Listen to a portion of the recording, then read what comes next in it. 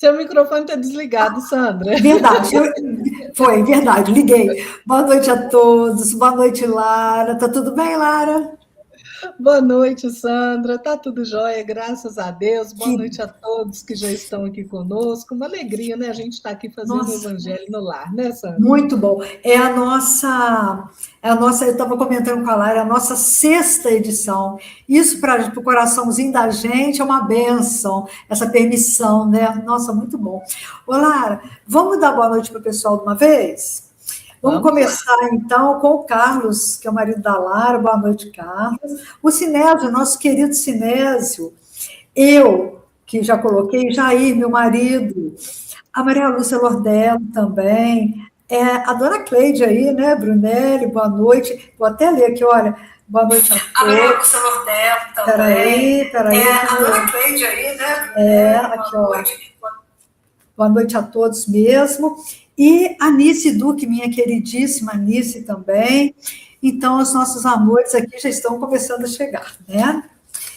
E aí, hoje a Lara vai falar sobre o item 8 do capítulo 1, que é Aliança da Ciência e da Religião. Eu estava comentando também com a Lara, que é o meu preferido do Evangelho. Se todo mundo conseguisse buscar, né, colocar fé, razão e conformidade, seria maravilhoso, né? Porque ia balizar a nossa fé e a nossa razão. A gente ia ter um equilíbrio, né, Lara? Ia ser lindo. E aí, nós podemos, então, fazer a nossa prece inicial, né, Lara? Já demos boa noite para todo mundo. E aí eu vou convidar vocês para fecharem os olhos, relaxarem o corpo. É um momento tão especial, tão esperado, né, durante toda a semana, para dizer que nós estamos aqui, Senhor. Senhor Jesus, aqui estamos nós, unidos em seu nome, em vibrações e pensamentos, para mais uma oportunidade de aprendizado do seu Evangelho, com a finalidade de evolução constante e infinita, assim como também com o objetivo de receber suas bênçãos nesta noite, tão especial que é a noite do Evangelho. Abençoa todos nós, portanto, assim como a todos os que vierem assistir este Evangelho em outro momento. E vamos nos dirigir a Maria, Mãe de Jesus e nossa Mãe, nesse momento tão tumultuado, e dizer: Senhora de luz, Senhora de misericórdia, estende sobre nós, teus filhos deste século tumultuado por tantas transformações, as bênçãos da coragem com discernimento, do amor com entendimento e da luz que, recolhida do teu coração amorável, nós espalharemos com generosidade aos teus filhos na terra. Abençoa o nosso Evangelho, abençoa a todos que estão aqui, a todos que virão assistir posteriormente, e mantenha-nos a todos sob a vossa misericórdia. Que assim seja, graças a Deus. Lara, querida, vamos ver se chegou mais alguém. Não, a palavra é sua. Então, capítulo 1 e depois. Isso aí, gente, nós estamos no capítulo 1, não vim destruir a lei, no item 8, aliança da ciência e da religião. Kardec vai nos dizer assim: a ciência e a religião são as duas alavancas da inteligência humana. Uma revela as leis do mundo material e a outra as do mundo moral. Tendo, no entanto, essas leis o mesmo princípio que é Deus, não podem contradizer-se, né? E é o que a gente vê comumente, né? Essa briga aí de ciência, religião, né? Mas isso tudo mudará. Vamos lá. Se fossem a negação uma da outra, uma necessariamente estaria em erro e a outra com a verdade, porquanto Deus não pode pretender a destruição de sua própria obra. Gente, o raciocínio de Kardec é uma coisa impressionante, né? A incompatibilidade que se julgou existir entre essas duas ordens de ideias provém apenas de uma observação defeituosa e de excesso de exclusivismo de um lado e de outro, né? Ou seja, da ciência e da religião. Daí um conflito que deu origem à incredulidade e à intolerância.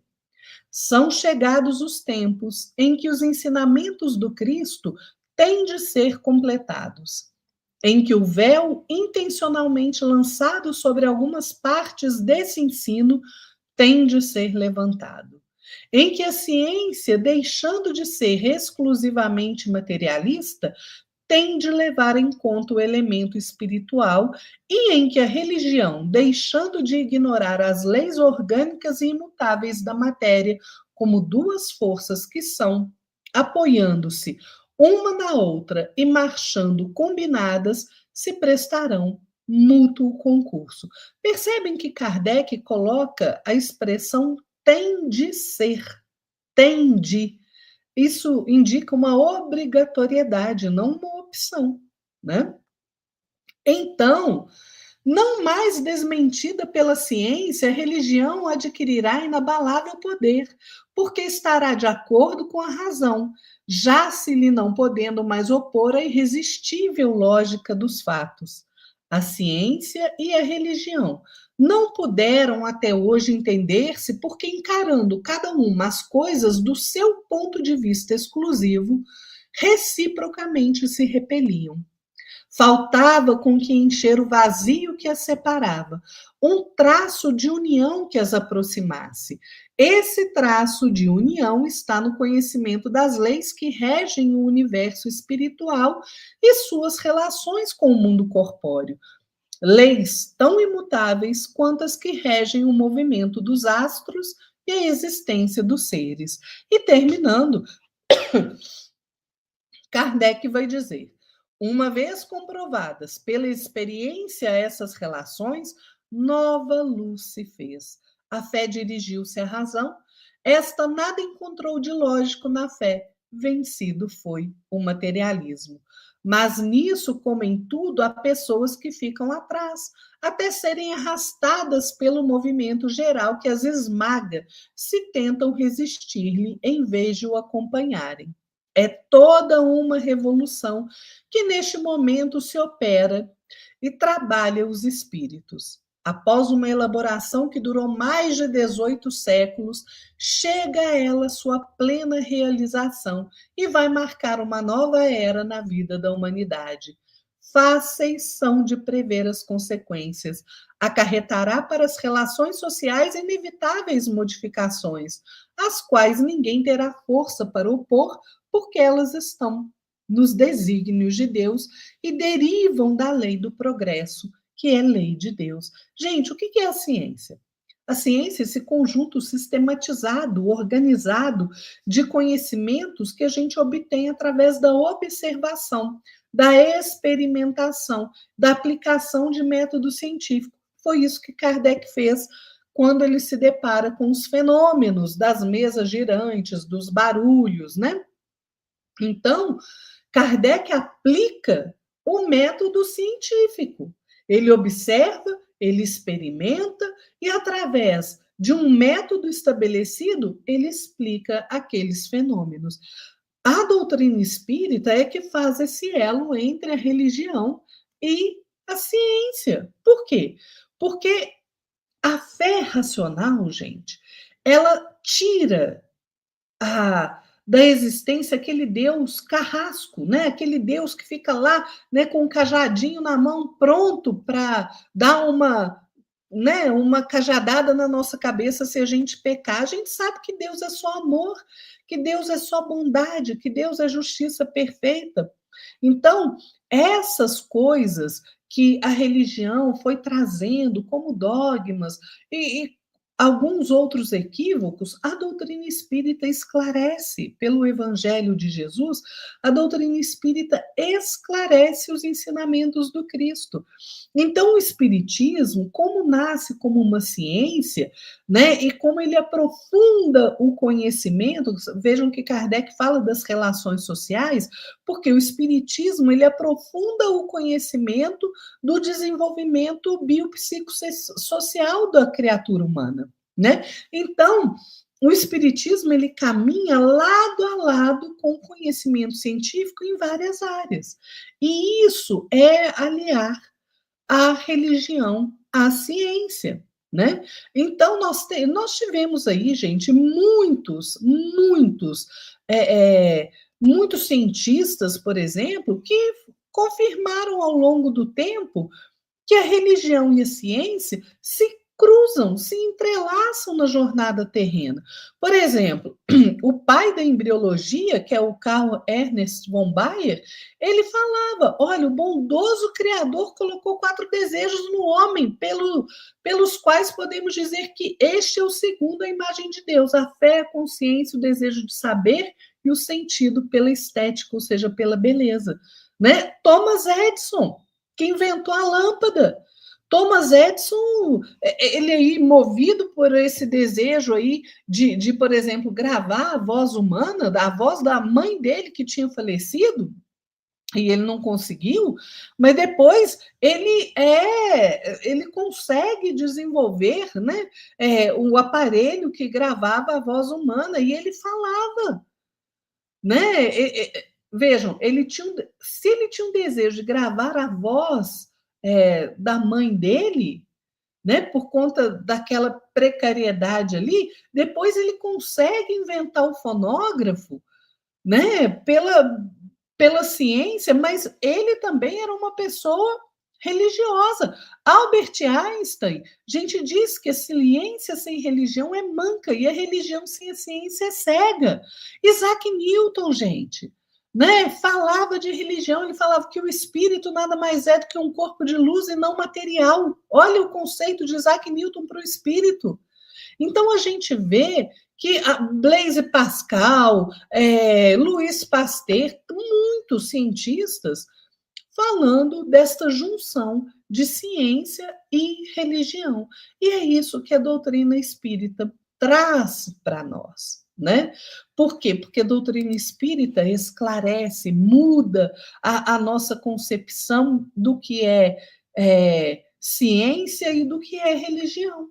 Né? Então, neste interlaçamento, nesse entrelaçamento de conhecimento científico e de fé, é que nós vamos caminhar de forma mais segura no mundo. Por quê? Porque os embates irão acabar. Ah, isso não é ciência, isso é religião. Não, as duas coisas andam juntas, são inseparáveis. Nós aqui é que nos digladiamos aí por essas futilidades, essas besteiras, e paramos de usar o nosso raciocínio. Mas aquela pessoa, como vocês vejam, todos esses cientistas e tantos outros, quando eles veem a ciência se desenvolvendo diante dos olhos deles, o que eles falam?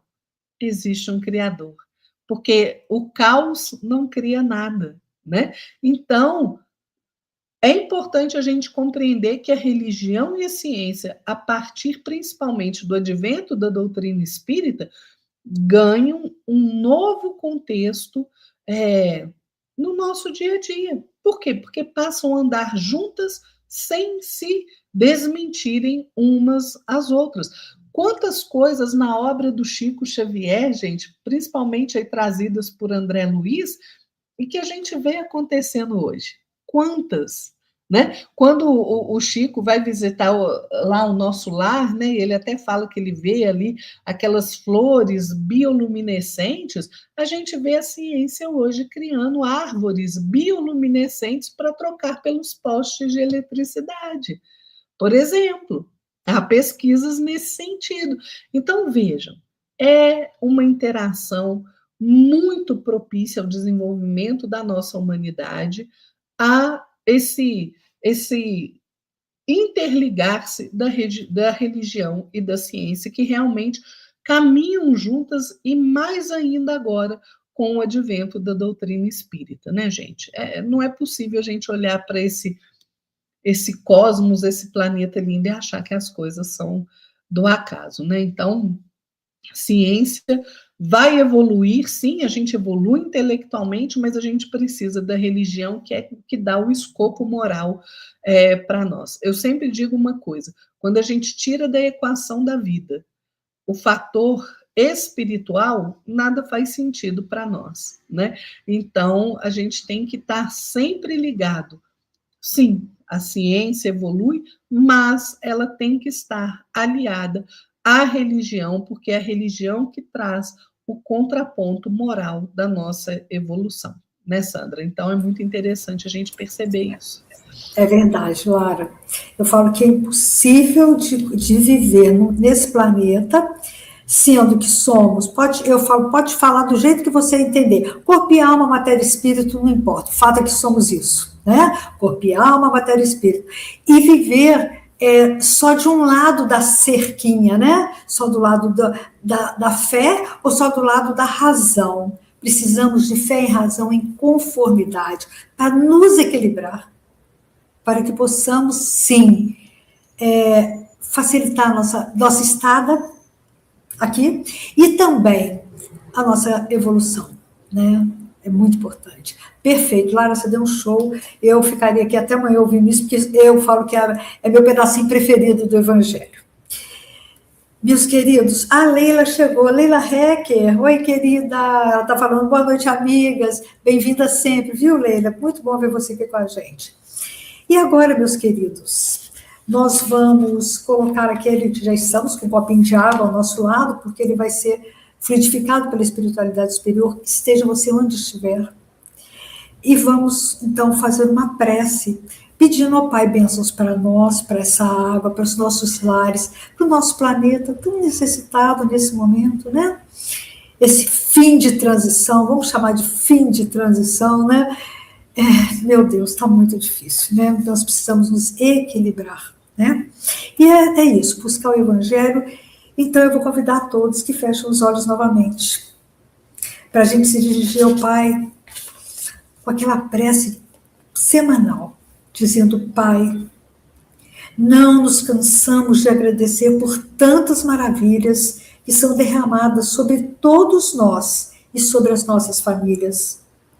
Por maiores que sejam os desafios e as provações, maior ainda é a nossa certeza de que há um Deus que nos ama, um Criador, não nos desampara e que faz com que as nossas lutas estejam cada vez mais perto do fim. Especialmente hoje, no dia do nosso Evangelho, nós agradecemos por nos fortalecer, reconhecendo a importância e o sentido de tudo o que acontece nas nossas vidas. Pedimos que cuide de nós, que nos abençoe, que os anjos do céu sejam o nosso escudo e a nossa condução. Ampara-nos, Senhor, nos momentos de fragilidade, doença, tristeza, perda de entes queridos, enfim, nos momentos de nossas provações. Que todos que estão presentes aqui neste Evangelho no Lar, assim como todos que trazemos na nossa tela mental e em nossos corações, possam receber as bênçãos necessárias para o refazimento físico e espiritual por mais uma semana. Que essas águas que estão ao nosso lado possam receber os fluidos necessários para nos servirem de remédio para o corpo e para o espírito. E vamos pedir, finalmente, muito especialmente, para os nossos irmãos que se encontram em hospitais, em leitos de dor, em asilos de toda espécie, recebendo proteção, amparo e segurança, para os desencarnados, para os que desencarnaram desse período recente, principalmente na zona da Mata Mineira, foi um susto. Eu imagino o despertar desses irmãozinhos. Que Maria Santíssima, Mãe de Jesus e Nossa Mãe, possam ampará-los a todos.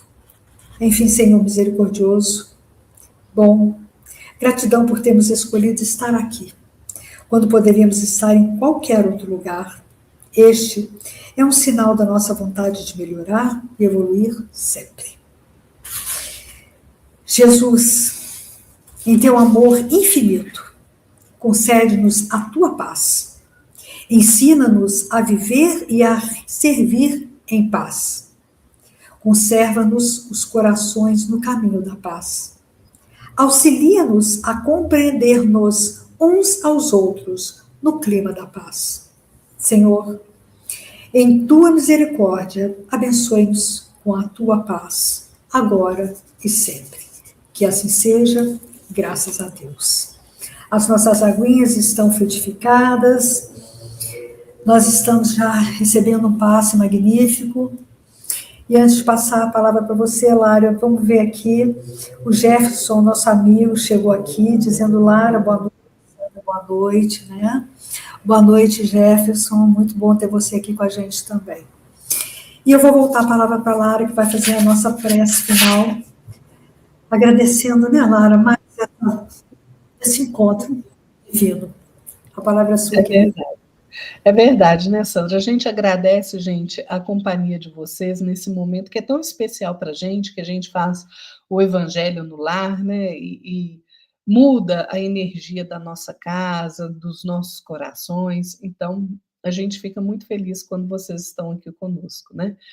E vamos, então, aproveitar para elevar o nosso pensamento ao nosso Mestre Jesus, que é o nosso irmão maior, médico de almas, nosso amigo divino.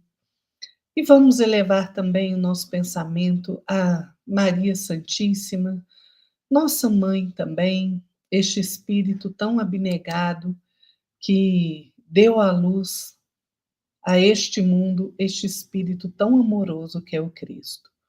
E eu vou fazer a nossa prece, gente, uma prece do Espírito Bittencourt, que está no livro Palavras Sublimes, Prece à Virgem.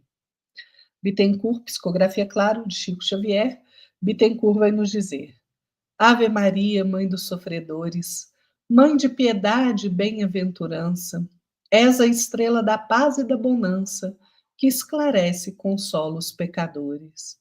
Senhora, volve o olhar às nossas dores, sê conosco no vale da provança, faze chover as luzes da esperança sobre um mundo chagado de amargores. Virgem Santa, abençoa o nosso trilho, no labor do Evangelho de teu Filho, sobre a terra fraterna do Cruzeiro. Que a obra de Ismael, profunda e imensa, possa espalhar os bálsamos da crença, conduzindo a verdade ao mundo inteiro. Que Jesus nos abençoe a todos, que tenhamos aí uma ótima semana. Fiquemos todos na paz do nosso Mestre Jesus e até a próxima terça, né, Sandra? É verdade. É verdade. Se Deus quiser, estaremos aqui todos juntos na próxima terça. E se você gostou do trabalho, compartilha com um grupo de vizinhos, de amigos, de parentes, compartilha. E não se esqueça de se inscrever no canal se você ainda não está inscrito. Mas se você já está, a gente agradece muito e pede que você consiga pessoas para se inscreverem no canal. Cada um no seu cantinho, com a sua família, com seus vizinhos. É muito importante para nós. A gente está com quase 1000 inscritos. E é isso que a gente precisa chegar, né, Lara? A gente está correndo atrás disso há muito tempo, né? E que Jesus possa abençoar a cada um de nós. E até a semana que vem, se Deus quiser. Fiquem todos na paz de Jesus.